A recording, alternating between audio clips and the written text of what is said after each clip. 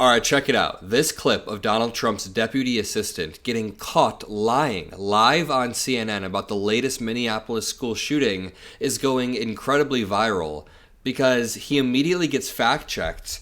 And real talk, the way Republicans are using this Minneapolis school shooting to immediately punch down, try to attack certain groups and take rights away from certain minority groups is rather disgusting, and Sebastian Gorka is no different. He is the deputy assistant to the President of the United States. And Sebastian Gorka, I haven't seen him in the media much for a while. He was a part of Trump's first administration. He was kind of quiet for a bit. Every once in a while, he pops his head back up and just acts like an absolute clown on the national news. So we're gonna play this clip where Keelar makes a statement of the 172 mass attacks in the United States between 2016 and 2020. 96% were non-trans men. So you're missing the bigger picture. And he says, no, well, you have to concentrate at mass shootings at schools, specifically Christian or Catholic schools. So he narrows it down, then gets fact-checked even further. She says, it's simple math. We'll get there. But can I just lay the groundwork very quickly? Because I've honestly been really disturbed at this tit-for-tat game that Republicans have been trying to play.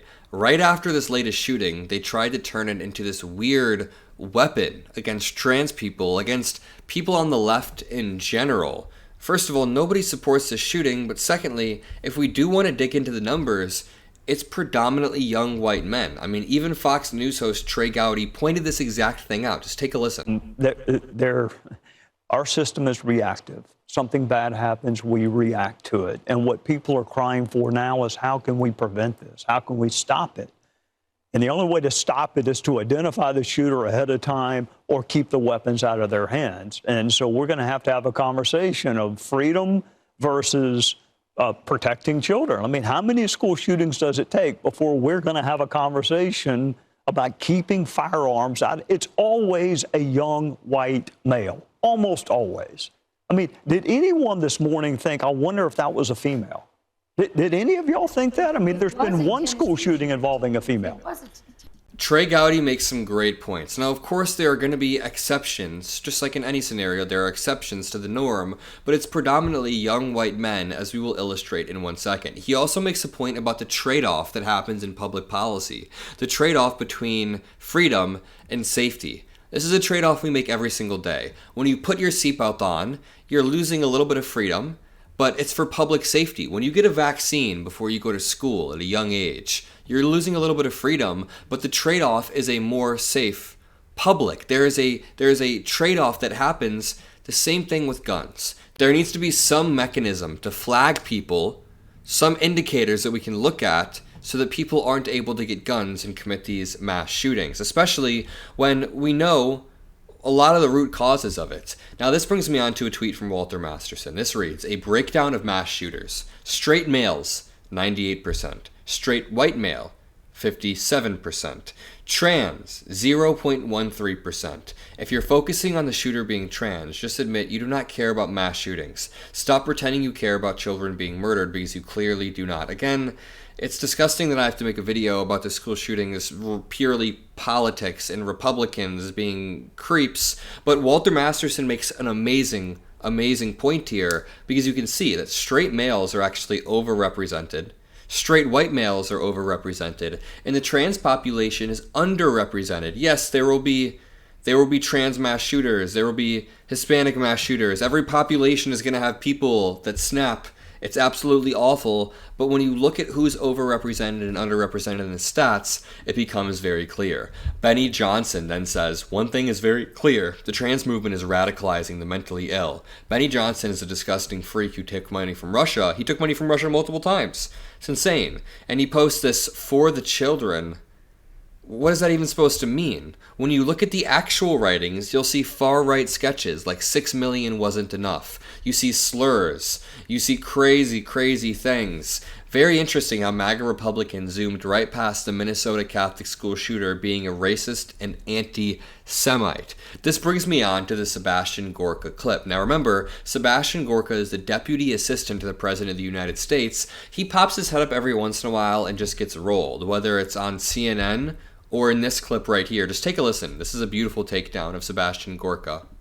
If you feel, again, so passionately about the border, why didn't we pass any bipartisan immigration legislation? Why did Trump shut it down? Because you have to have the other side acting in good faith. You can say that, but that's, if you really truly believe that the other side is at fault, then it seems like you need a candidate besides Trump, because Trump wasn't able to get anything done when he was president. You just said it yourself that Trump had to repurpose DOD funds to do it. Trump had a larger margin in Congress. Trump had all three branches of government and accomplished less than Biden did when it came to legislation, when it came to the border, when it came to infrastructure, when it came to foreign policy, when it came to almost every single aspect of running this country. And Trump was the one that came in saying, I'm the business guy. I can bring people together. I can get these things done because I know how to get people to work together. And all I hear from people once Trump left office was, well, the deep state got me, and it was the other guys, and I couldn't do anything, and I had to take money from the DOD to do it, and I couldn't figure anything out, and blah, blah, blah. And now that he's out of office, supposedly running for America, despite the fact that what he's really running for is so that he can pardon himself. I like how you can see Sebastian Gorka's eyes twitch as he's getting owned.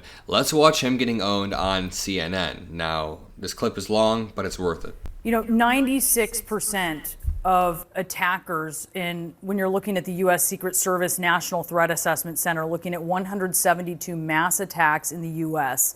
between 2016 and 2020, 96% were non-trans men. So I know you're focusing on this shooter being trans. The shooter was trans, and that is certainly of note. But are you missing the bigger picture here when you zero in on that, instead of more broadly these school shooters as an epidemic, and you perhaps miss the through line that connects them all? Well, no, because your facts obfuscate two things. You are using data based upon the predominant gun violence, which is gang-on-gang violence with zero ideological content. If you remove all of that, the gang violence on the streets of Chicago, LA, Detroit, then you come down to a much smaller data set. So it's like those who say, gun violence in America causes so many deaths, and then fail to note that the majority of the stats they are using refer to also suicides by gun, which of course is not what we are talking about here today. So let's concentrate on mass shootings at schools, specifically Christian or Catholic schools. Then the data set is wholly different. So just notice that's a very weird qualifier to add, specifically at Christian or Catholic schools. Why not all school shootings, which are very common? Don't conflate different data sets just to make a political point. There was an ideological content to this attack. That's what terrorism is. It's not because somebody didn't get the drug deal they wanted. It is an ideological message, whether it was anti-Israel, as in this case, whether it targeted President Trump in its rhetoric, as we saw on one of the magazines written by the perpetrator on that YouTube video, or whether we saw the fact that it was anti-Christian and targeting children. That has nothing to do with gang violence. Let's not mix the two things up. So let's narrow it down then, because by CNN's count, when you look at 32 school shootings since 2020, in which you have 4 or more people who have been killed. So these are the larger school shootings. Only 3 of 32 of those shootings were committed by transgender shooters. Yeah, forgive me if I don't go with CNN stats, okay? CNN has proven It's the itself truth. to be wholly inaccurate in all kinds of things for the last 10 years. It's the truth. Perpetrators of the Russia hoax, and that we didn't have an open border. So please forgive me if I don't take your stats for granted. All right, it's simple math. 2 of 32 No, it's shootings. not. It's distortions.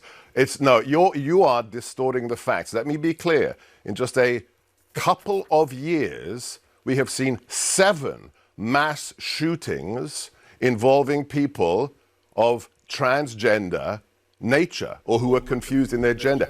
I don't know why we're narrowing it down, number one, to specifically Catholic schools. Even in that, he's just telling a lie. He's saying that the majority are done by trans people, that 7 have been done by trans people. Not true. There have been 2 shootings, but even if we widen it a bit, outside of Catholic schools, let's just take a look at the mass shootings that have happened over the past decade. Just the mass shootings, not gang-related mass shootings, but ideologically related mass shootings. Like he says, you see Dylan Roof, who is a white supremacist who shot 9 black churchgoers during Bible study. At a Buffalo supermarket in 2022, a shooter killed 10 black victims. At a Texas mall, 8 killed. At a Walmart in El Paso, 23 people died. And I don't know why. It's so sick that I have to, play this tit-for-tat game. I wish I wasn't.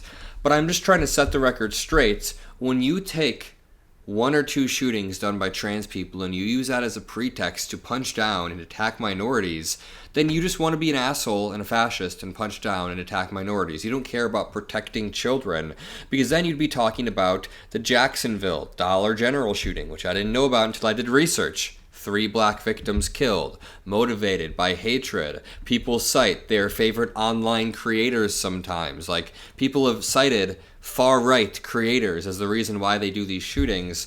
So I don't want to hear Sebastian Gorka say anything. You know what? One more video of him getting owned. In terms of, what would you do if you wanted to make the country worse? I mean, I can think of several things. I would encourage my supporters to lead an insurrection on the Capitol. I would try to say that the election results weren't real. I would claim that the election was fake before even coming into office, which he did before his first term.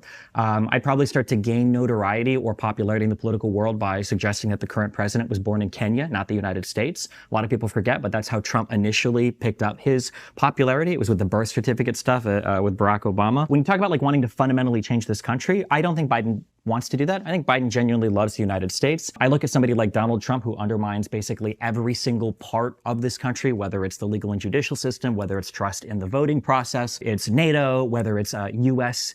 Impressions or the U.S. reputation abroad. Trump fundamentally has no respect for any part of this country. That's why he suggested suspending the Constitution so they could look for voter fraud. Gorka just has nothing. These people have nothing. Someday we are going to regain power in the midterms in the 2028 election and dominate. I'm going to leave it there. If you appreciate the videos, drop a like, subscribe. Remember, we're adding new policy advisors like Micah. If you liked Micah, let me know in the comment section. Let me know. Say, yes, I liked Micah or not. If you liked Chris, let me know. We're building. It's going to be great. I'll see you on the next one. Peace out.